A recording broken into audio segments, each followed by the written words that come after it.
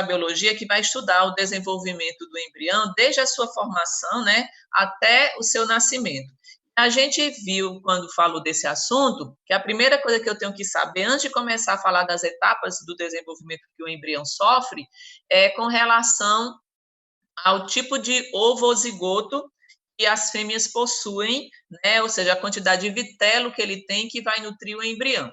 Eu coloquei aqui os 4, ó, e fiz questão de pegar até uma imagem que não tem o nome deles, tá vendo, ó? Célula ovo A, B, C e D. E aí eu quero que vocês me digam qual é o nome deles e um animal que tem esse tipo de célula ovo. Então, ó, a gente tem aqui essa primeira célula ovo, onde a quantidade de vitelo são esses pontinhos. Tem pouco vitelo assim distribuído aos pontinhos no meio de toda a célula de uma forma uniforme. Esse tipo de célula ovo é considerado que tem menos vitelo. Eu estou falando de quem? Oligolécito, muito bem. Qual é um animal que tem esse tipo aqui de célula ovo? A gente. Mamíferos, ok. Essa outra aqui, na letra B, eu já tenho uma quantidade maior de vitelo, tá vendo? Separando a célula em duas partes, que é o polo animal, que é onde tem menos, e o polo vegetativo, onde tem mais. Que célula é essa? Heterolécito. Heterolécito, também chamado de mediolécito. Qual é o animal que eu posso encontrar que tem esse tipo de célula ovo? Anfíbio. Vermes, anfíbios, exatamente. Essa outra aqui já tem tanto vitelo que empurrou o núcleo para aquele lugarzinho que a gente chama de cicatrícula, né? Porque o vitelo tomou conta de toda a célula aqui. Que tipo de célula ovo é essa? Megalécito. Megalécito, também chamado de telolécito. Um animal. Aves. Aves, peixes, répteis. Muito bem. E essa daqui, que o vitelo ficou no centro da célula, deixando só espaçozinho aqui do núcleo. Centro-Oeste. Centro-Lécito. Qual é o grupo que eu encontro? Artrópodes. Os artrópodes, né? De um modo geral. Muito bem, meninos, estão afiados aí. Aí a gente colocou aqui, ó, que quando você tem, né, a célula denominada de óvulo sendo fecundada pelo espermatozoide, então cria-se aqui o zigoto, tá aqui, ó, célula 1, o zigoto. Quando o zigoto começa já lá no caso da gente, né, nas tubas uterinas a descer, ele já começa a sofrer segmentações, que são clivagens, divisões mitóticas. Quando o zigoto se divide em 2, em 4, aí eu já não fico mais chamando 2 zigotos, 4 zigotos, como é que eu passo a chamar essas células? Blastômeros, muito bem. Quando você tem um aglomerado de blastômeros já com 16, 32 células, né? Aí eu tenho um maciço celular que eu chamo de quê? Mórula. Ok. Quando essa mórula começa a afastar as células para a periferia, deixando uma cavidade, que eu chamo de blastocele, como é o nome agora desse estágio? Gastrulação. Blástula, né? E no caso do ser humano seria o blastocisto, mas chama de blástula, de um modo geral, para os animais. Muito bem, meu povo. Aí, quando essa cavidade aqui, né, que é preenchida por um líquido, quando essa célula começa a sofrer um dobramento, invaginamento, se achatando, formando aqui 2 folhetos embrionários, como é o nome dessa fase? Gástrula. Gástrula, né? Ou a gastrulação. Ok. Quando eu falei aqui que tem 2 folhetos se formando, que folhetos seriam esses? Ectoderma e endoderma. E endoderma, exatamente. São os 2 primeiros que se formam, ectoderma e endoderma. Aí, quando eu tenho essa fase aqui, né, onde você já tem algumas estruturas formadas, que fase é essa? Neurula. Então, a gente tem a neurula. Aí, nessa fase de neurula, deixa eu colocar até aqui, vou botar para cá. Ó. Nessa fase, aliás, de gástrula, tem uma aberturazinha que se chama blastóporo, que pode originar ou ânus do animal ou a boca do animal. Essa abertura blastóporo está delimitando essa cavidade. Vocês lembram que cavidade é essa que eu estou apontando aqui, ó? É o arquêntero, que representa o quê? O intestino. Nosso intestino primitivo. Vocês estão isso aí tudo com memória ou estão com anotações em mãos? Com o módulo e a memória que sobrou. Muito bem, muito bom. É bom que, mesmo que vocês sejam com módulo, vocês estão indo nas coisinhas certinhas, né? Não ficar procurando a resposta, tá? Ok. essa fase aqui, que a gente chama de neurula, né, que é a neurulação, a gente já tem essa estrutura aqui em cima formada. Ó, dá para ver onde eu estou apontando? Isso aqui O canal neural? é o tubo neural, né, que vai formar futuramente o sistema nervoso central. Muito bem. Essa estruturazinha aqui do meio? Celoma? Ainda não, ó. Celoma seria essas duas cavidades aqui, ó, mas essa aqui do meio? Não, tubo neural é esse aqui de cima, ó. A notocorda? A notocorda vai ficar bem no meio, porque é ela que futuramente em nós, vertebrados, vai originar o que da gente? Nossa coluna vertebral. Por isso, por nós termos essa notocorda, como é o nome do nosso filo? Cordado. E aí a gente continua tendo aqui, ó, o arquêntero, que é o nosso intestino primitivo, e agora vai se formar, a partir de uma diferenciação da endoderme, o terceiro folheto embrionário. Qual seria ele? Mesoderme. Mesoderme, a gente falou, é o folheto que mais dá estruturas, que mais forma estrutura nos seres vivos. Muito bem, meu povo. Aí aqui, ó, eu coloquei só alguns aqui principais, assim, você não precisa saber todos, porque tem muita coisa no corpo da gente, né? Mas alguns, assim, os mais importantes é bom você saber. Por exemplo, a gente tem que saber que esse processo, onde esses 3 folhetos sofrem uma diferenciação celular para começar a tomar forma, né, e definir a sua função, a gente chama de organogênese. Não foi isso que eu falei para vocês? E que nesse processo, por exemplo, a ectoderme, eu tenho que saber que a ectoderme, ela vai formar o meu sistema nervoso central. Então, tudo que for cérebro, medula, que está envolvido com o sistema nervoso central, é a ectoderme. Eu tenho que saber também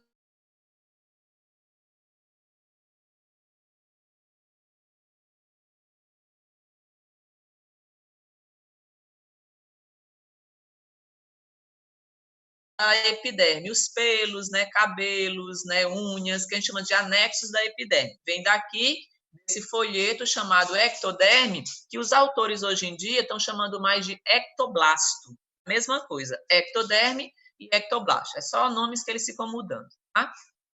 A mesma coisa aqui, ó, a endoderme, eu tenho que saber que basicamente o meu sistema digestório vem da diferenciação dessas células aqui. Então, fígado, pâncreas, estômago, tudo vem daqui, tá? A mesoderme, essa forma basicamente quase tudo na gente. Vai formar as duas outras camadas da pele, que é a derme e a hipoderme, né, quando o animal tem hipoderme, que só são as aves e os mamíferos. Vai formar o sistema respiratório, vai formar o sistema circulatório, vai formar o sistema urogenital, que é o sistema excretor e reprodutor. Então, ela vai formar muitas estruturas. É o que mais se diferencia na gente, é a mesoderme, também hoje mais chamado de mesoblasto, tá? Então, eu posso chamar mesoderme ou mesoblasto, ectoderme ou ectoblasto, endoderme ou endoblasto. Certinho aí? Ó, aqui eu tenho a classificação que a gente viu também dos animais quanto à quantidade de folhetos embrionários. Então, eu tenho aqui, ó, um diblástico, que só tem 2 folhetos, tá aqui, ó, ectoderme e endoderme, e eu tenho aqui um triblástico que tem 3 folhetos, né, ectoderme, endoderme e mesoderme. Aqui ele até já falou que o único grupo que é considerado hoje em dia diblásticos são os quinidários. Quem lembra para mim aí quem é um quinidário? Diz para mim aí que animal que eu posso chamar de quinidário ou selenterado? Quem lembra? Água viva? Água viva, os corais, a anemona do mar, né? Tudo isso é quinidário ou selenterado. Muito bem. Aqui no triblástico, a gente tem começando dos plateumintos. Luíde, você sabe aí um exemplo de algum plateuminto, que é um verme de corpo achatado? Não sei, professora. Anária, exatamente. As tênias, né, que o povo chama de solitária, o cistosoma mansoni, que causa barriga d'água, tudo está aqui dentro. E os cordados somos nós, mamíferos, né? A gente tem aqui dentro dos cordados só os mamíferos? Não, a gente tem os peixes, os anfíbios. Os répteis, as aves, né? Então, eu tenho aqui todos os vertebrados dentro do filo cordado. Então, aqui no filo cordado, eu tenho, igual o João lembrou aí, eu tenho os peixes, os anfíbios, os répteis, as aves, os mamíferos. O ornitorrinco tá, porque o ornitorrinco é um mamífero, né? Ele está aqui também. Mamífero. A gente tem aqui a classificação dos animais quanto à presença do celoma. Lembra? Ele pode ser chamado de acelomado, quando ele não tem, ó, tá vendo esse azulzinho aqui? Isso aqui está preenchido por uma substância. Quando está branquinho assim, é que tem a cavidade. Então, como não tem essa cavidade, é chamado de acelomado. Quando tem uma falsa cavidade, porque a cavidade verdadeira é essa parte aqui, tá vendo, meninos, branquinha? Ó, essas duas aqui são as cavidades chamadas de celoma, totalmente preenchido pela mesoderme. Mas quando tem um pouco ainda de endoderme, você chama de pseudocelomado.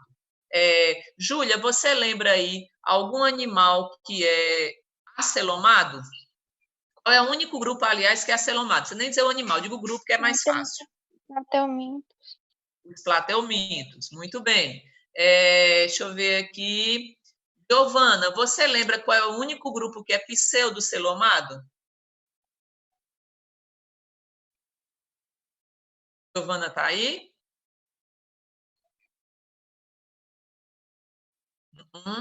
Deixa eu ver. Jonas, você lembra qual é o único grupo que é pseudocelomado?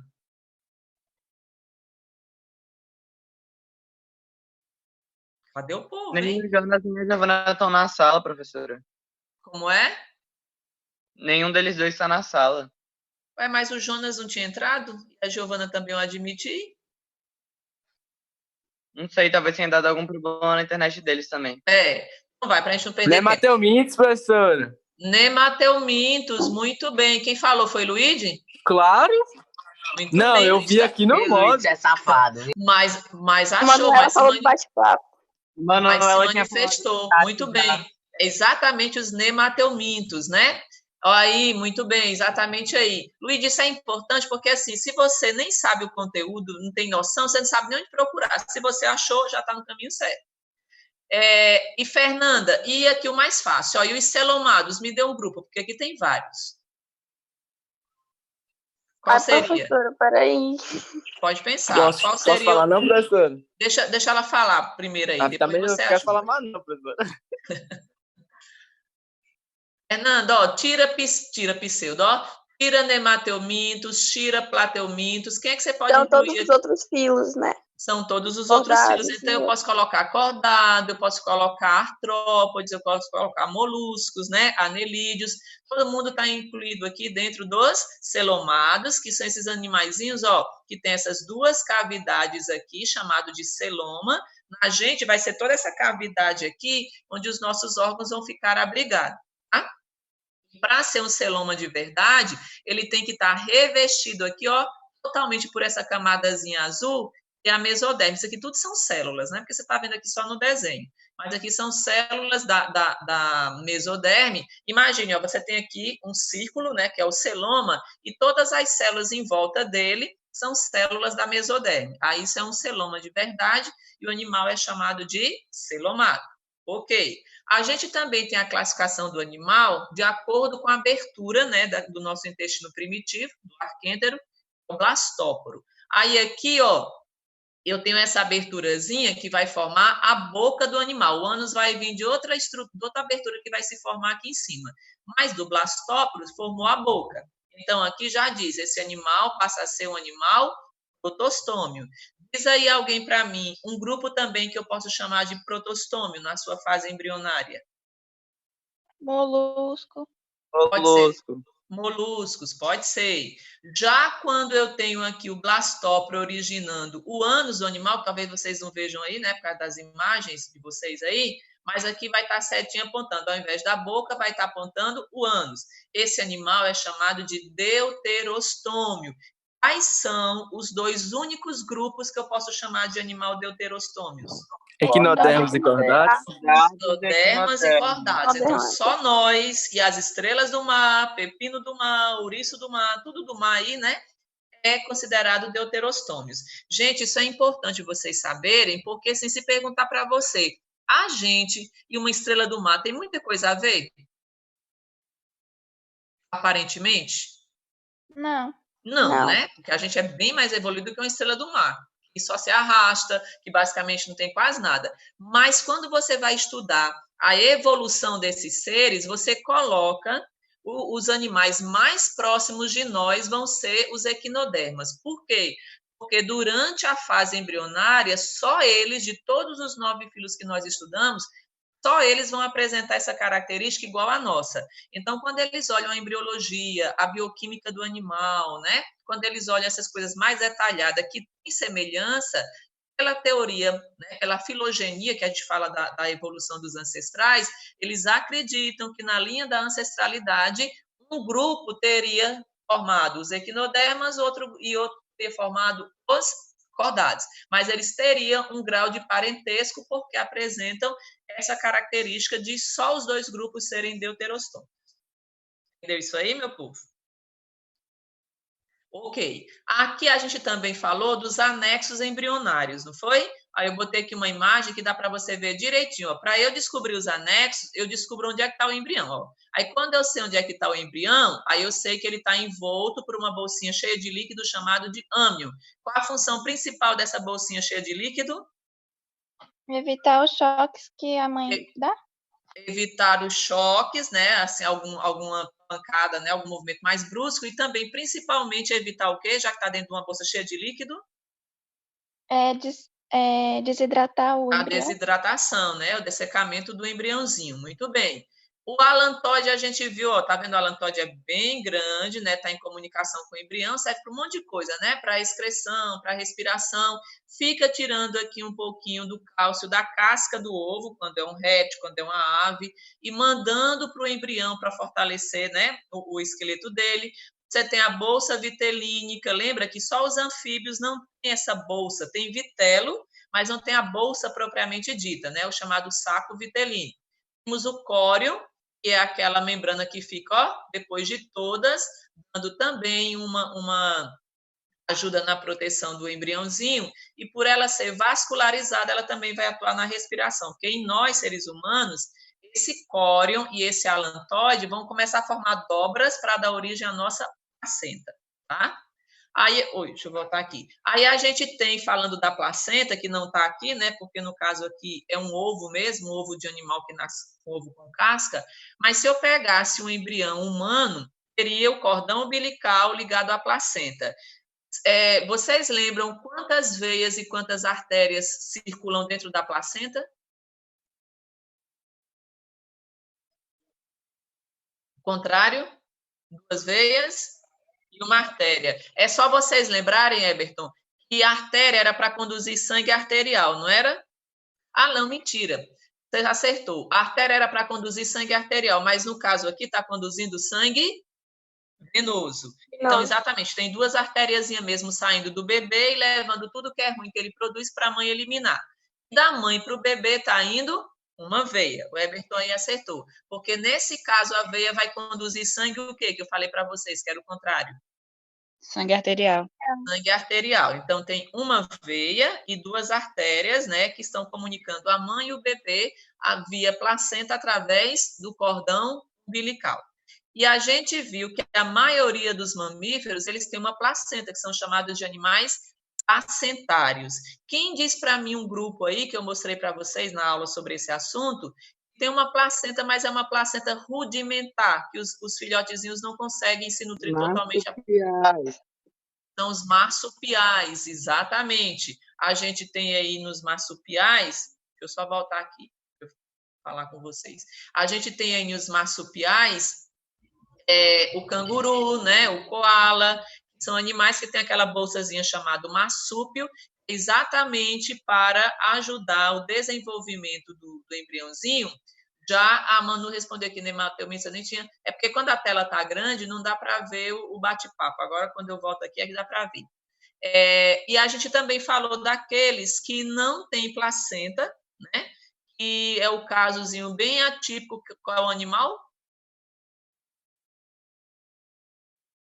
Não tem placenta? Qual seria o animal?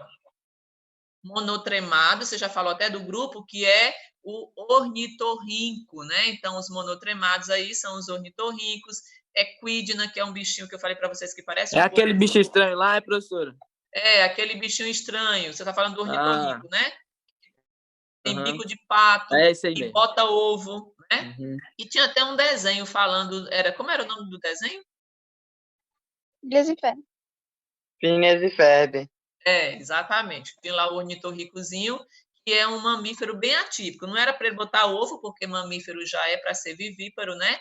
Ele tem um bico de uma ave, mas ele não é uma ave. E eu falei para vocês que, embora ele seja um mamífero, ele tem glândulas mamárias para produzir o leite para o filhote, ele não tem as mamas propriamente dita. Aí, quando o filhotezinho vai mamar, não tem onde sugar o leite, ele tem que ficar lambendo o leite que escorre pelos pelos do animal. Tá? Ele é todo esquisitinho lá, o ornitorrinco. Nem é um exemplar aqui do nosso país. Deixa eu ver o que mais que a gente... Eu acho que aqui eu coloquei, de um modo geral, uma generalidade aqui. É o resultado de cada um, depois a gente junta. Não sei o que a Felipe falou aqui, mas tudo bem.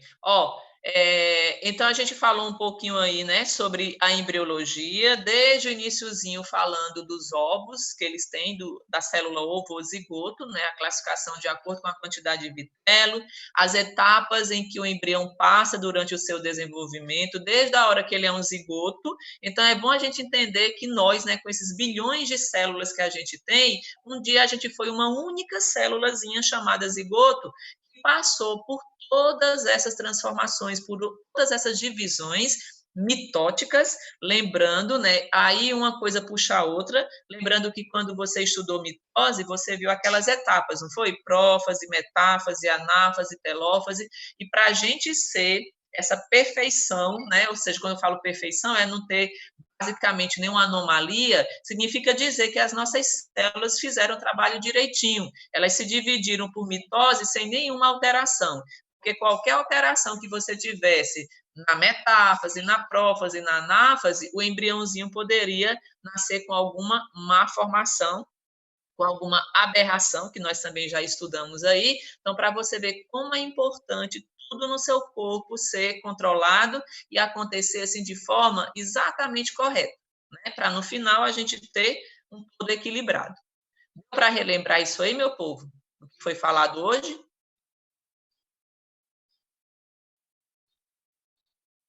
Ok, Júlia?